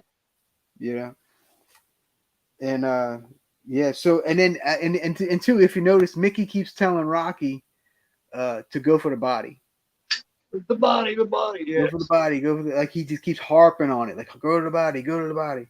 You got to take out the legs, man. You can't be a headhunter. Well, I mean, Apollo's so his stamina is incredible too. So it's like, you know, he can go toe to toe with Rocky. You know, especially now that he's trained. Now that he actually trained to go. You know what I mean? So he's even more dangerous. Fell on his feet by the last fight because he didn't take it seriously. He didn't get his cardio up. Right. But this time, I think he kind of overtrained, and that was I think that was part of his downfall. It's too personal too. Yeah, he hurt his pride. Rocky won that first fight in every way but taking the belt. In every way but taking the belt. He beat him mentally, emotionally. Oh yeah, definitely. So all right, so now we now we cut to the right before the last round. Rocky's in the corner. Mickey wants to stop the fight. He's like, "You're getting killed out there," and Rocky's like, "It's my life. Leave me alone. Let me do it." And then he's like, "Well, at least switch back to southpaw, right? Because that's part of the reason Rocky was getting his ass handed is that he's fighting right-handed. He's still not used to it. So and Apollo had gotten used to it defensively. Right, right. So Apollo was onto it, and Apollo that wasn't effective anymore against Apollo. Well, a right-handed fighter never really was so much anyway, let alone somebody that's not exactly fast with Rocky. What gave him a little bit of the edge to begin with was that southpaw. Right, right, exactly. So the last round starts. Rocky switches back to southpaw, and like they just that last round, man, is beautiful. Like it's back and forth, back and forth. Like hard hits. Like Yeah. man, it's He's rough. doing Like everything it's he can to try to put Rocky down. He's like, man, I do not want to go distance again. You know, because if it went the distance again, Apollo would have won again on points. But then he would have been in the same spot he was in before. right, exactly. Something else So I was wondering, did you notice? Yeah, he switches back to southpaw, but he goes back to right again too. As soon as Apollo thinks he's I, got there, I he kind of starts noticed he using the switched right a couple again. of times. Yeah, And then when Apollo starts guarding right, he goes back to southpaw. So yeah, see, that's the thing. That was the key. He already knew how to fight southpaw. Mickey trained him to know how to fight right-handed. That made where he could go either way. Apollo didn't know what the hell he was doing. yeah, yeah. I actually did notice that. Yeah, Yeah, yeah, that's crazy.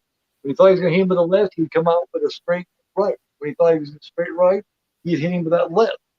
yep, yep. And yeah, this is my favorite boxing round in any movie. I think it's just brilliant from beginning to end. And then get a lot of slow motion.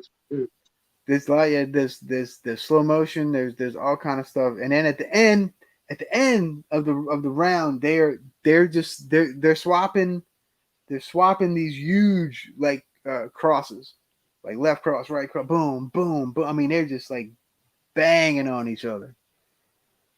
And then Rocky he finally hits this left cross, and Apollo goes down, but so does Rocky. And so Yeah, they're that's so both smart. lying there, Talk kind about of. building up some drama and some intensity, man. That was brilliant. Yeah. So basically, um if one gets up, they win. That's basically how this ends up going. So Whoever gets up, yep. it's like I thought it was so fucking brilliant, man. It yeah. this day when I watched that, I still find myself in the chair going, I know it's like get up, get on your feet. even though I know I know what's gonna happen. Right, I'm we still going know like because this. we've seen this damn thing 100 times, Yeah. but we know we know how it ends. And the whole time, this whole time throughout this whole fight, you know, don't forget they're flashing to Paulie and Adrian back at Rocky's house watching it on TV, Yeah, and they were she's just losing it. She just, you know, yeah, Rocky's standing up screaming. She's sitting there doing shit like this. yeah. Paula's like, get up, you know, and then she's like, get up, you know. She's like praying basically. Tony's going, no. Yeah, I mean, and it's such a and this whole thing's in slow mo too. It's like 1, 2, and like they're both struggling to get up, and So it shows the heart. So it shows the eye of the tiger too, because Apollo was almost up too, but they were both up getting. They were both right there, up to their knees, almost standing up. Rocky stood up. Apollo said, and fell back down. Didn't quite have that eye of the tiger, just like he says in part 3. You yeah, always had the eye of the tiger. I never had it, but you did, and you won. You know what I mean? Rocky stands up, and he's the only one standing. So he's the finally, last one standing. The bell everybody turns rings around and falls into their arms. and He's it out. falls immediately. Yeah. It's like, damn, dude. It's, it's, Wow. it's Yeah. also the first time you find out Apollo's not such a dick. Because this whole time before he even announces the winner, when they're going through all this and you know this and that, there's a part in there where you can see Apollo handing the belt and telling him good luck. You Yeah. know, and Rocky, he just beat this guy, just knocked him out, just took his belt, turned around, and he goes, "You're great." You know what I mean? So it's just really cool. That's when they developed that respect and that love that we'd come to see later on in series. Yeah. Yeah. Yeah. Do you want to get into the what's said there at the end, or Go for it. it's up to you, man? Go for it, man. Okay. Go for it. Here. Let me see if I can I was trying to think of a way we could both throw it in here. Well, you probably know it too, as well as me. Uh, he, he gets up there and he says, except for my kid being born, this is the greatest night in the history of my life. And I just want to say one thing to my wife at home. Yo, Adrian, I did it. And it's just, and she just, she's And mouthing, I love you. She's crying. he holds up the belt, and Yeah. yeah. Oh man. And then like the music dun dun dun dun dun dun dun. Yeah. Yeah, it's Yeah. just brilliant ending. Uh, and so insanely satisfying. Oh, yeah, Like absolutely. on every level. Like because the whole time, you're you want Rocky to succeed so badly while watching these movies that it kind of hurts that he didn't succeed in the first. I mean, he did, but you know what I mean. That he At the same didn't. time, made it feel a little more realistic. If he'd have just brought him right out in the very first time, he was able to take this Well, unbeatable yeah, champ. it wouldn't have had the Instead, he same. won her, and he won what he wanted. He Right, he won that fight, as far as right, he was concerned. right. That's not what he's asking for. He wasn't trying to take the belt. In But this one, he was. he also he won it for Adrian. He like That that's the tagline bit that I put up there. I added that line. I put that picture, and I was the one that put that in there in that yellow. The first time he was fighting for glory. This time he's fighting for love, yep, which and is that's close. absolutely true. Absolutely true. It's close. The original tagline for the book, which is of course Stallone wrote this. It says Rocky's back. Once he fought for a dream, now he's fighting for love. I think mine's better than Sly's.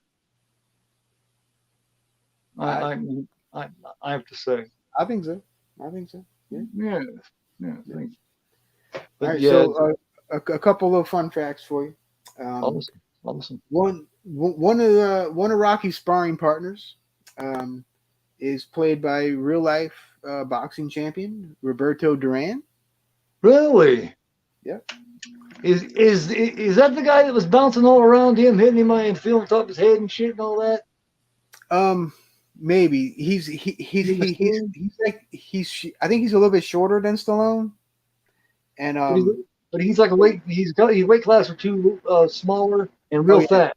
yeah, And he's Mexican, right? He's yeah, Hispanic. yeah, It had to have been him. He's the yeah, only one. yeah, He's the one that's bouncing all around him. yes, yeah, yeah, yeah, He's yeah, like, yeah, yeah, move your tail, move your tail. yep, yep, Could you catch this? Can't you catch this little whatever he was calling him? And he was yep, bouncing, fighting all around him, feeling top of his head behind him and everything else. Wow. Go ahead. yep, That's great, yep, man. yeah. Roberto Duran, baby. Um, it took Stallone and his two editors. They had two editors on this movie over 8 months to edit the fights, just the fight scene, Yeah. to meet Stallone's approval. So to have it the way he wanted it. Let's see. So another interesting thing is that at the end of the end of the second round, excuse me, Sylvester Stallone and Carl Weathers they're kind of pushing and shoving each other, Mm-hmm. and they ultimately get torn apart by the corner people, right? Right.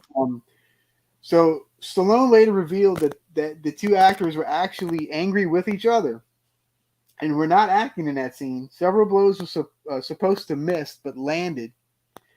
And so when it went off track, they kind of got into it. So there was some real heat while they were fighting, while they were filming the fight scene. I thought that was pretty Awesome. interesting. Yeah. And let's see. Another thing. Wait, let's see. Yeah. So apparently Sylvester Stallone immediately started working on the script for Rocky 3 right after he did 2. So I thought that was interesting too, because I didn't realize he was like, all right, let's do another one. If you notice up to a certain point, all of them are released every 3 years. You got Rocky in '76, Rocky 2 in '79, Rocky 3 in '82, 82. Rocky 4 in '85. Yeah. All four of those were 3 years apart. Yeah, it's like boom, boom, boom, boom. Yeah, yeah. And oh yeah, during the fight at the end, Apollo is actually wearing the red and white trim shorts uh, that Rocky was wearing in the banner in part one. The one Cool. the with the colors reversed, and you know that Awesome figure. banner. That's actually what was Apollo was wearing in the fight. Where'd you get that one? I did not even know anything about that. Yeah, yeah, yeah. I was like, man, there's so many callbacks. It's pretty cool. Oh, yes. Let's see. Pretty throughout the series, really. Maybe not as much as the first couple, but there's this and that. Mm. Oh yeah, when they're filming the commercial, there's a chair in the background that reads Joe Spinell, Cool. who plays Gazzo in the movie. I don't know. Can you see it? Yeah, yeah. It's Awesome. I forgot what side it's on, but it's behind the director. Yep. And let's see. There's and on the clapper board from the same with the commercial, you know, the clapboard.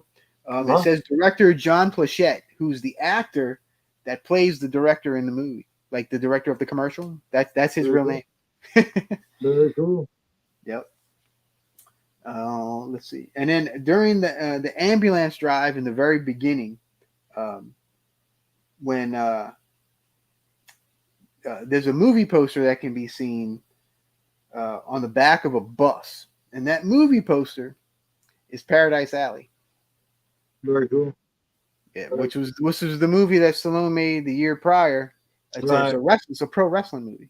Wrestling movie starring starring him and Armand Asante and Terry Funk Very and fun. the other people. Yep. So yeah, that's let's see. Let's see if I have anything else here.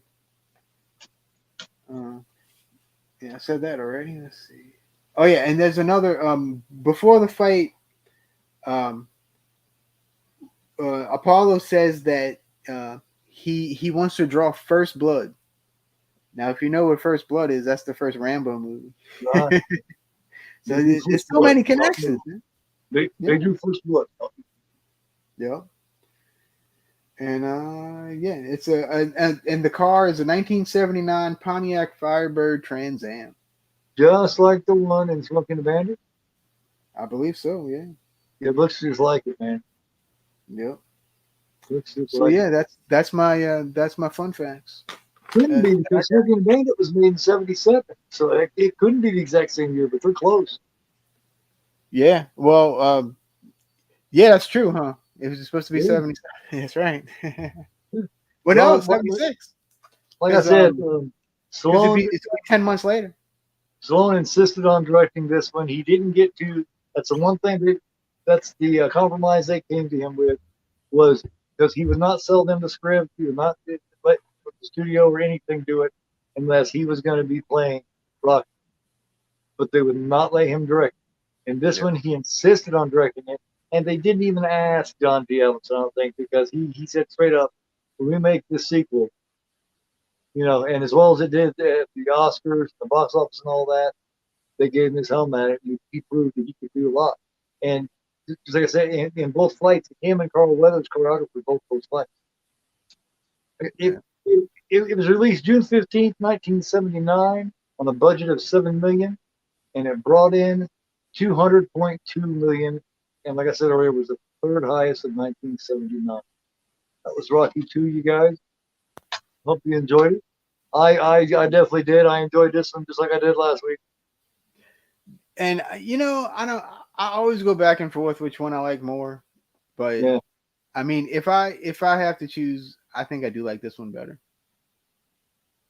There's just a little more to it. You know what I mean? Yeah. Yeah.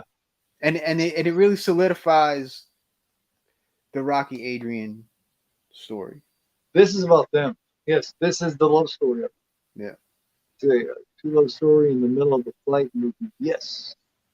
And says, love, love, love this movie. Us too. And Dark Prison says, ding, ding. See, Betty, Stallone says he wants the rights to Rocky back. He doesn't have the rights.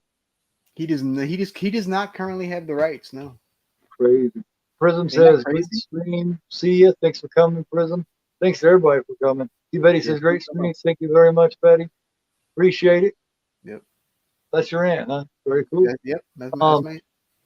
well, next week, as I'm sure you can figure out by now, at the same time, I'll use this for the same bat time. We will be doing Rocky 3, starring a lot of the same people, a lot of the exact same people, except for it adds Thunder Lives, which is Hulk Hogan, which was Sterling Golden at the time, which is Terry Bollea, The ultimate and male. Mr. T. I don't remember what his name was. Mr. T and his people. Um, Clubber Lang. you know, it also has I can't remember his name, but the wrestling announcer. He's got that mustache beard here. Oh yeah, the big old beard. Yeah, and He does the the wrestling. mustache. Yeah. Very, very entertaining. So we'll be doing that one. We're at least doing up to Rocky 4. We're talking about we're in talks over 5 right now. Thanks so much to everybody for coming. That's Al Lucard. I am Sir GoreAphobe. Thank you for coming. Wait, hold on. Spooky says, awesome, glad I finally made it to watch the live with you guys. Appreciate it much. Thank you for coming. Spooky. And that's Al Lucard. And I am Sir GoreAphobe. Stay with me, Al. And you guys are not, especially you, Spooky. You're not so GoreAphobe. But Definitely I love you. Thanks for coming. not.